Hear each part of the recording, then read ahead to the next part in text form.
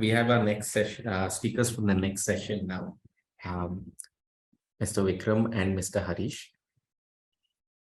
Till now, we've listened to many experiences from our side of the business, from the developer side of the business, the consultants who are there, who assist us. Now we're going to listen to some feedback from the customers themselves. Both Vikram and Hareesh are members of Bangalore Apartment Federation. Thank you, Vikram. Thank you, Hareesh, for coming on board. I'll just give a quick introduction of Vikram and Hareesh. Vikram is a Bangalorean. He's been living in Bangalore for over 25 years, and his interests lie at the intersection of communities, cultures, and collaboration. He's an engineering graduate from BITS Pilani and is previously co-founded a social impact consulting firm before working in the technology industry. He's also a trustee at the MITU Foundation and a co-founder of the Flourishing Bangalore Collective, which is an emergent collective working to develop a flourishing city. Vikram has played multiple roles in the growth of the Federation as the General Secretary in his previous term. Hareesh Sivaraman is an active citizen who's trying to bring about positive changes to the system to make it more robust, rule-based, and equitable. He was the zonal leader for 4 clusters in South Bangalore, and he has been instrumental in creating Electronic City, Begur 1 and Begur 2 clusters, as well as strengthening all clusters under him. Hareesh has served the BAF Governing Council as treasurer in his previous term. He envisions BAF as the de facto leader of apartment residents in India through thought leadership, ability, and efforts to influence policy and hence lawmaking. Thank you for coming on board. I'll just dive right into the questions. My first question is, the business has evolved over the past 15, 20 years. How has the market of urban home buyers evolved in the last decade? And what are the learnings and insight based on the membership database that you interact with? And what is the expectation of buyers and how has that changed? Yeah, thanks, Joydeep, and thanks to the CREDAI Bangalore team for inviting us. So I think this is a fantastic opportunity to share a lot of, as I call, learnings and inputs, and hopefully have a much better sort of collaboration going forward for the future. So first of all, thanks. I think this is a fantastic opportunity for us to be here as well. Just from a quick evolution of the overall market point of view, of course, me and Hareesh, we have been here in Bangalore. We have been residents of Bangalore for a long time, and we are sort of the product of the push. We're sort of volunteers on this federation. We do our own professional lives as well, but are deeply engaged in sort of bringing together essentially residents of apartments across the city, because Bangalore, in some sense, in the last decade and a half, has been an emergent, I would say, predominantly an apartment and a villa residential city. And that's reflected in the explosion of how our group has grown as well. We came together out of a random chance, but today we are close to about 1,150 resident welfare associations spread across the city of Bangalore. So there are close to about 2.5 lakh units, households of people who are staying within the federation's membership, basically, right? So we have grown. I think my own personal reflection on the evolution of the market in the last decade and a half, couple of decades, I moved into an apartment in 2005. In Bangalore. So I've now been a resident of an apartment for about 18 years. I think definitely, from a customer's point of view, there's a lot more consciousness which has come about now, right? So definitely customers are much more brand conscious. If I were to put it that way, customers are much more feature conscious. They are looking for what are the different kinds of features that come with the product that they are buying, which is a house, and considering the fact that they are investing into something which they are likely to live for a long period of time, they want it to be feature rich, right? Very integrated, where multiple things which are related to the family are possible to be run and enjoyed in the comfort of the vicinity of their home. They're definitely much more quality conscious. at this point of time. And because there's access to a lot more information, sometimes too much information, the quality consciousness also then sort of goes in a different direction. But having said that, I think much more mature now, which is what I would like to reflect on. And hence, I think overall, there's a lot more value consciousness. So you're looking at a very discerning buyer buying a product which is where there's a significant amount of capital being invested. At least the Bangalore market has a large number of working professionals who are investing into either their first or second homes. And we have seen that I think there's a very strong brand value and feature consciousness which is coming along, which I think is a good thing because then I think the buyer becomes more discerning. And hence, I do believe that there's a lot more opportunity for the players to engage with the buyers much more deeply. Rather than just at a sale communication level. Maybe I'll let Hareesh also add to that. Yeah, Hareesh, I think Vikram spoke on the product side of things. Can you just give us what is expected on the service side of things? Yeah, of course, because see, for any product, any consumer, purchase, they will have some kind of expectation of what the minimum, the quality, or it has to come with durability and also the ownership status, right? So it is being a apartment, they are investing in lakhs of rupees or sometimes crores of rupees. So they are, very much, conscious about. They think about how qualitatively it's good it is, and how is there many people actually doing for investment. So all this actually matters. That's the reason nowadays you can see a lot of third-party auditing firms are coming up, right? So this is also a market trend that is actually developing because of the consciousness of the buyer. So they want to make sure that, because they are also aware that they are not an expert in that area. So just take the opinion of the professionals who are into this and who can analyze and advise them better. So that's the reason you can see a lot of third party auditing firms and other things are also coming up. So these are this is how that whole the market scenario evolving. Even people are more aware about nowadays about the regulations, how to handle the authorities, all this actually people are getting exposed to it more and more, because the media in this internet age, and nothing is a secret. Everything in small things happening in some part of the some corner of the city, it's just spreads up. Even in Delhi, in some corner happens, it's directly everybody know everything about all that in in Bangalore. So people are more whatever that likely to affect them, they try to look into it and see how that case went up and how to face if if such a thing come to them. So they are more getting aware. It's a better thing. So that's how it is evolving. Evolution of the whole market comes up in the last especially maybe for the last 10 or 15 years. Thanks. Vikram, you spoke about, customers looking for a lot of features and amenities. However, these days, a lot of projects with many features. We have clubhouses, which runs into tens of thousands of square feet. Some of them are a lakh and lakh and a half also in large projects. But once the association takes over, what do you think are the ideal amenities that are required, which are widely used, which help in community buildings, and which ones are the white elephants which cannot be maintained by the association post handover? Yeah, I think, and you're right that, the projects are becoming bigger and bigger size.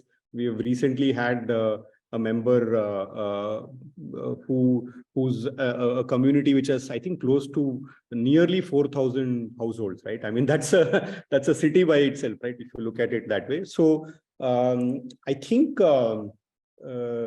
it's hard to say what is probably ideal as far as sort of comfort and lifestyle features are concerned, because you mentioned about clubhouse, etc. Those are all popular features. People do expect today that, I have as many amenities as possible around. Although I've also seen in a lot of cases, many of those things are sort of not really used eventually, right? I mean, my popular example in my building, they had table tennis, which was never used at all, which was there in the sports room. But having said that, yeah, in large communities to have integrated facilities, sporting facilities, clubhouses, probably some bit of functional amenities, right? Stores and salons and stuff like that are also coming up. Although those, I would believe, are in a city, you are never far away from good features, and eventually to maintain those things, somebody else can do a much better job, right? Like having a restaurant in a community probably is much tougher to maintain than a restaurant which is being maintained privately and which is outside. But having said that, I'll come back to the features which are probably better. There's much more uptake, and probably from a developer's point of view, there's better opportunity to also push and guide sort of buyers towards that, are what I would. And there's a lot of work that we are doing in that direction with our members, is on sustainability related, efficiency related features, basically, right?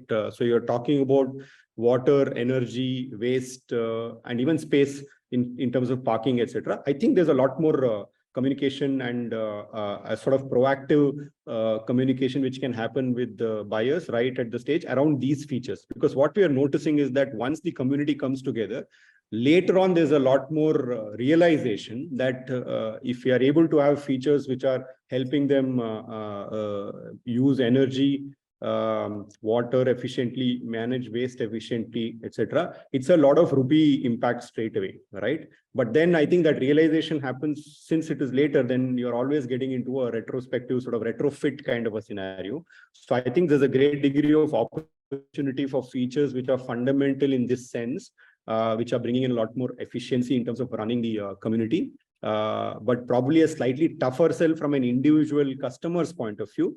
I accept that, that might be I mean, an individual owner might not be so concerned about saying, how does the community manage energy better outside. But having said that, I think there are ways to do that. Those are useful features. It will hit, I mean, if you are able to show that, it will in the long term benefit them from a cost saving point of view, that's very, very useful and very, very relevant. I'll just move on to our next set of questions, which focus on the relationship of the developer and our clients, our customers, post handover and during handover. That's usually, sometimes it doesn't go as well as planned, and both parties might not really get along during that phase, to say so. My question is, what are the key challenges that you as individual owners, when you buy a home unit or as a community of owners, you'll face at the time of handover and immediately after handover? Any learning that you can share? What is the ideal scenario that would help us, understand your needs? I'll let Hareesh take that. He handles a lot more conflict on that front than I do. Yeah. So see that as far as the whole, once the whole building comes up and and that project can complete, and then when it comes to the time, that hand over the possession to that apartment owners, then there is a lot of confusion. Actually, what all things are required, what are the right documentation, what are the documentation needed, and which are the areas that they are getting into. So it is actually, most of the time people are not really fully not aware of all these, aspects, nitty-gritties of, each and everything. So they always look for some more and more details, and they think many times think themselves or assume themselves that something else is required. So these are the things actually come to a dispute area. Even many times the builders also have a fault that they are not completely aligned with the law, and the most of the things, especially in the case of Bangalore. So there are a lot of compromises both parties do, both the builder and apartment owners. We treat them, both of them are stakeholders of the system, right? So all the stakeholders, be it government, everybody having a lot of compromises and not following the exact law laid down for this system of apartments. So this affects the whole, that handing over process, the ownership process, and hence the possession. So this is the major challenge actually, the awareness, the basic awareness. So if a well-aware owner and a meaning and a well-established a developer, so both if come together, there is and they follow the law properly, then I think there is no chance of dispute anywhere. So that is the reason, as Vikram mentioned earlier, people are looking for more brand brand conscious as far as say, choosing the developers or projects is concerned, because they don't want to invest too much time into this knowing this nitty-gritties and details, and because they have their own personal life and there are a lot of challenges in that itself. So they don't want to invest more time in this, and they just go for a more branded, more trustworthy brand, right? So that they are sure that they will give them properly everything, and that is whatever they give, it's actually trustworthy. It is nothing more required. Even if it is more required, they are reachable always, and they'll be in support. So that is the the basic thing that people are going for, the more brand conscious and more brand developers with more brand value. So this is actually the whole picture of this that handover ownership and possession handover conundrum. I'll quickly Joydeep, add a quick point to that, right? I think it's very important to understand and realize, at least from a real estate developer's point of view, that there are two levels of handover which is happening, right? One is at an individual unit. There are individual buyers, right? Then there is a group of buyers who are sort of taking over a larger, it's probably an entire building, a community assets, right? Ownership is happening at a group level, right? So it is important for the developer also to be able to be clear as far as their engagement is concerned at these two levels. When you're talking about an individual buyer, obviously each individual buyer, and like Hareesh rightly said, the general lowest common denominator on awareness tends to be very low on this. So you'll have to factor that. So you're talking about very strong documentation on feature checklists, right? Quality checklists, compliance, ownership, ownership rights, right? Registrations, sanction plans, all that, right? Because at the end of the day, an owner wants to feel sure about what they have bought is completely legal. So this is at an individual unit level. At a group level, I think the developer has to play a very strong role in bringing those owners together, right? Who then can confidently take over. A lot of times that gets missed out, right? I buy an apartment, but I don't know what's outside, or I'm not really bothered about what's outside that, because I'm really conscious and cautious about buying that one unit and moving into that. But it's very important for the developer to play, if need be, a little bit be pushy also on bringing a bunch of those owners together to make sure that the collective assets, right, and the collective handover of the overall building assets, etc., happens also very hygienically. At least a lot of challenges that we today deal with at the Federation are at that level, because then as a group of owners, neither did they pay too much attention to taking over the collective housing project, nor did the developer play a very hands-on role in terms of making sure that it is done. So we are talking about a lot of documentation around sanction plans, registrations, essential utility connections and documentation surrounding that, environmental clearances, compliances, etc., need to be much more focused on in terms of the handover itself. Just a follow-up question to that, since we've touched on that topic. Formation of the association also is a very critical aspect. What are the best practices you think that should be implemented during the formation of the association, so that to minimize conflict between residences, make sure that all the building rules are in place, etc.? I think there are two parts to that answer itself. One is a little bit more practical, pragmatic best practice, and second is a little bit more legal and what is in line with the law best practice. I'll let Hareesh tackle the second part, but I'll probably touch upon the practical, pragmatic part, right? And in my own experience, I've realized that I think in general, developers are, and pardon me for saying that, are slightly risk averse to bring owners together, right, early on during the project's evolution. Now, let us remember that in case of a real estate project, there's a fair bit of timeline between a person, individual owning a unit, and then moving into that, usually 2-3 years, whatever it is, right? I mean, there's a time of development, right? I think that's a great time for that gap for the developer to actually engage with those group of owners proactively, right? I've seen that a lot of times that doesn't happen. And during the stage of handover, for all kinds of reasons, there's conflict, and an individual owner can also be extremely painful, for lack of a better word, and be a problematic.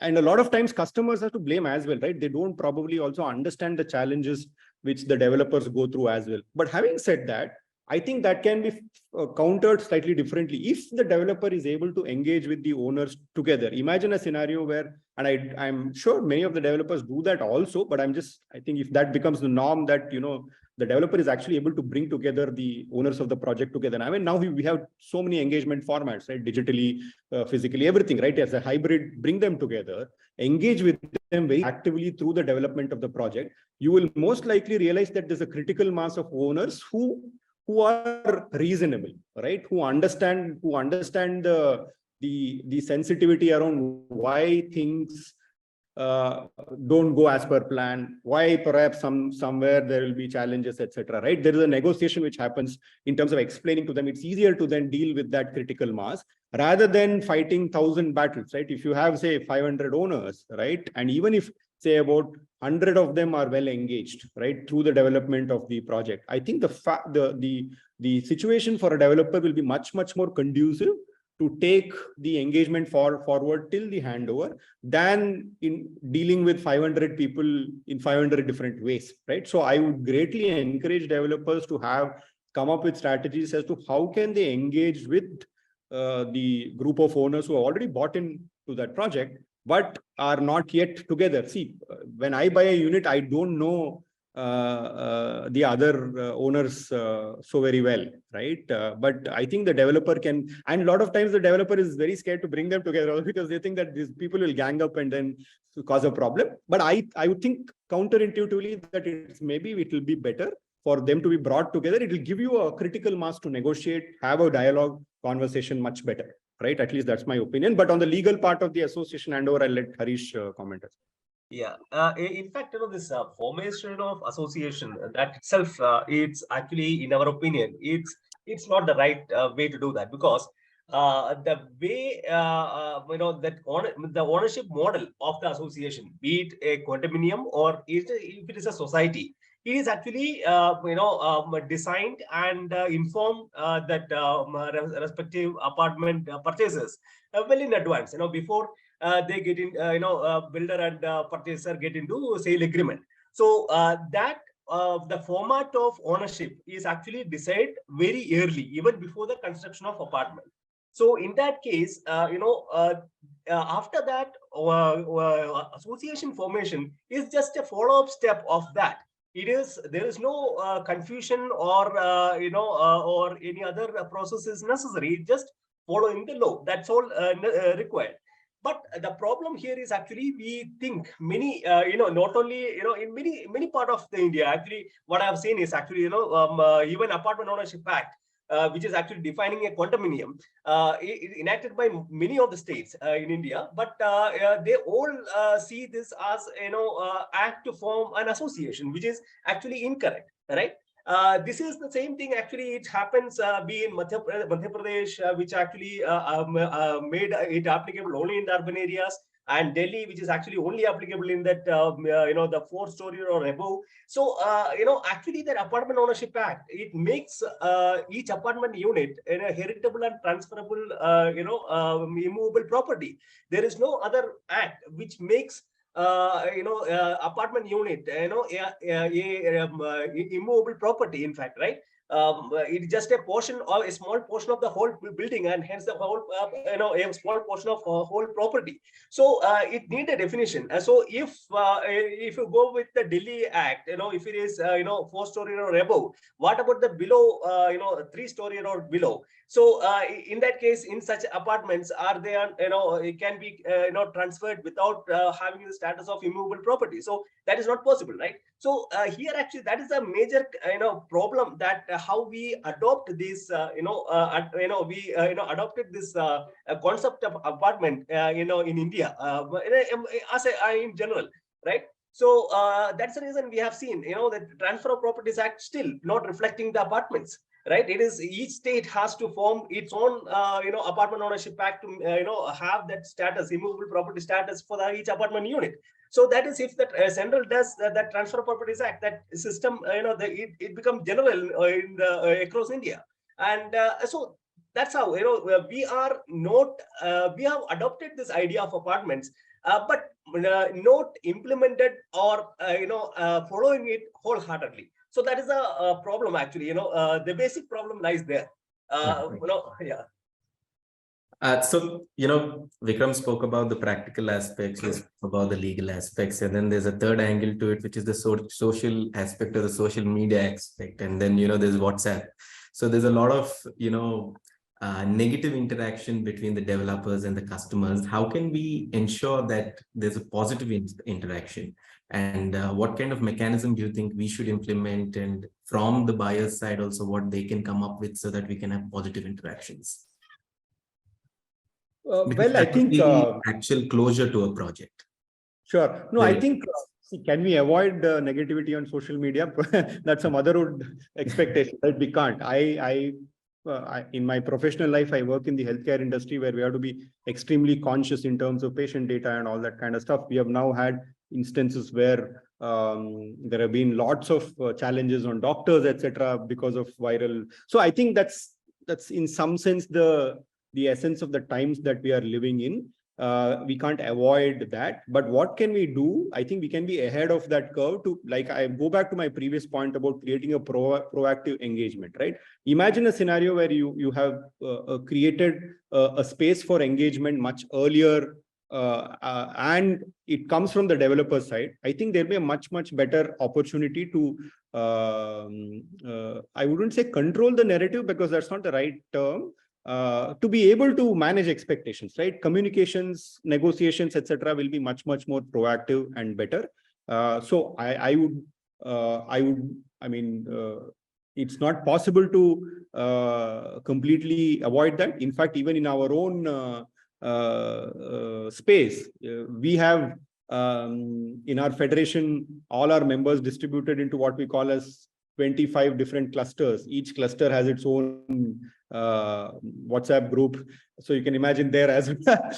And a couple of us are part of all those groups as well, so it's a nightmare sometimes. But I think over a period of time we have created a sense of proactive engagement, which sets their expectation that the language over there is civil, professional, etc. So I would highly recommend developers to create those spaces of both digital and physical engagement, right? Where there is more interaction, more exchange of information, more trust being set by design, right? Rather than see, in India, the problem is that, and this is not just real estate industry, right? In my industry, everywhere, right? We are a great sale first in the country, right? There's a lot of interaction which happens towards this to complete the sale. But I think a lot less attention given on customer engagement subsequently, right? Poor sales guys then get even badgered after that as well, because of that reason, because every time the customer has an issue, they have the reference of the salesperson. So I think to invest and focus on customer engagement, right? Strategically, that's what I'm saying, right? I think if you should have a team to say that, how do I engage with my buyers constantly on an ongoing basis? How do I communicate, over communicate? How do I get them to meet each other, meet us repeatedly through the development of the project? I think will give a much positive frame for engagement rather than the negativity that you're referring to. And one last question to both of you. BAF and CREDAI have been working together in Bangalore. How do you think this partnership is going to evolve, and how can we come together and make this entire thing a very positive outcome? No, I think, I mean, we are super excited at that point, and thanks to the CREDAI Bangalore team as well. We've been in touch for a while. We are at the, we've just formalized, I mean, probably the first time around, maybe in the country, I don't know, but we are entering into an MOU between BAF and CREDAI to jointly work on specific topics of home buyer interest, right? Which includes putting mutual effort on awareness, knowledge, advocacy on a lot of aspects around home ownership, home buying, which hopefully will become a guide to future buyers, joining together on representing to the government on a lot of policy issues, policy execution issues, etc., and all that. Coming up with the, I mean, we are about to in another month or so. I think we'll be launching a home buyers handbook, a mutually, I mean, jointly developed handbook, which will hopefully have a lot of that content in a very simple, practical manner for a home buyer that they can refer to. And the fact that this is being jointly done by a group which is representing real estate developers and a group which is representing home buyers, in my mind, should give a lot more credibility and confidence to general home buyers to say that, you know, I mean, we have our heart in the right place, right? So it's not like a developer versus buyer kind of a scenario, right? We want to create a scenario and an environment of trust and an environment of value. So we are very excited. So I'll let yeah, please, Hareesh, please give your views as well. Same, we are, working on both, the MOU as well as, we are even working on a, user guide for, that apartment purchases. So, which is actually intend to bridge this gap. Even builder, one builder, may not be able to tell all the things to its purchasers, what all the things are, the regulations, the law, and what all the things they need. So it is easy for them to have a a kind of handbook which which is actually certified by both BAF, I mean, or created by both BAF and CREDAI, and giving to the developers and even in turn to that prospective apartment purchasers. So that knowledge gap actually we can bridge it, and thereby we are intending to reduce the disputes happening in this area, especially as you told that the handing over process, even that all these actually issues are mainly happening because of lack of awareness or exact the knowledge. So this we are trying to bridge using this initiative, and we are looking forward to more and more such initiatives from both of us partnership. And another thing about this partnership, you spoke about the handbook and those aspects. Do you think on the policy front also CREDAI and BF can work together? Because any policy that affects us directly affects you also in the long run. And definitely, in fact, we are also contemplating a joint grievance redressal mechanism so that we can reduce the load on both RERA and the courts. So if we can, we can make both affected, apartment purchaser and the builder talk to each other. And also, we analyze, both the organization make a team and come together and analyze where the things gone wrong, and advise them. Okay, this is the way that you have to work at. This is what you can expect. I think that we can address a lot of such disputes within this framework. That's what we believe, and that in turn, of course, give us a lot of feedback on that whole market scenario, right? And thereby we can make very efficient and relevant recommendations to the government so that how they can improve the system and make it less dispute prone. So this is what that we are also looking for from this. In fact, just to add, Joydeep, I think informally we are already exchanging notes and sort of aligning on policy matters. What this partnership does is that gives it much more formal strength and teeth to then make sure that we identify the policy gaps and issues jointly together, are able to put our strengths together and represent in a lot of cases together as well. That will give a lot more impact we are very certain that that will go a long way in ensuring that the policy updates, which we can influence it much better. Thank you, Vikram. Thank you, Hareesh. It was an absolute pleasure having this conversation with you. I think all of us have understood your side of the, your pain points and your side of the story as well. And we are moving on to the next session now. Thank you so much, John. Good luck for the Thank you once again. good luck for the rest of the sessions, and best wishes to all the developer teams who are present. I think housing is a very critical sector, so we wish you all very well. Thank you. Thank you so much. Thank you. Thank Thank you.